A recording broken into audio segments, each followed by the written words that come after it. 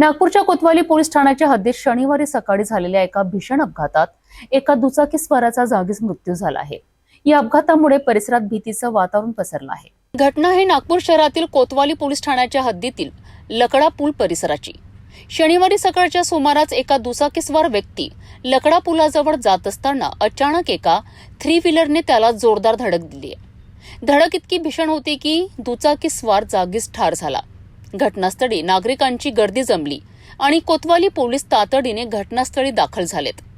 मृत व्यक्तीची ओळख अद्याप पटलेली नसून पोलीस त्याच्या ओळखीचा शोध घेत असून 3 व्हीलर चालक घटनास्थळावरनं फरार झाला असल्याची माहिती समोर येत आहे। कोतवाली पोलिसांनी पंचनामा करत मृतदेह शवविच्छेदनासाठी सरकारी रुग्णालयात पाठविला आहे। हा अपघात सीसीटीव्हीत कैद झाला असल्याची शक्यता असून पोलिसांकडून परिसरातील सर्व सीसीटीव्ही फुटेज तपासले जात आहेत। पोलिसांनी अपघातानंतर फरार झालेल्या आरोपी 3 व्हीलर चालकाचा शोध सुरू केला आहे। या प्रकरणी पुढील तपास कोतवाली पोलीस करीत आहेत। लकडा पुलाजवळच्या या अपघाताने पुन्हा एकदा नागपूरमध्ये वाहतूक सुरक्षेचा प्रश्न ऐरणीवर आणला आहे। नागरिकांनी वाहतुकीचे नियम पाळणं आणि वाहनधारकांनी वेगावर नियंत्रण ठेवणं हे अत्यावश्यक ठरले आहे। या प्रकरणाचा पुढील तपास कोतवाली पोलीस करीत आहेत।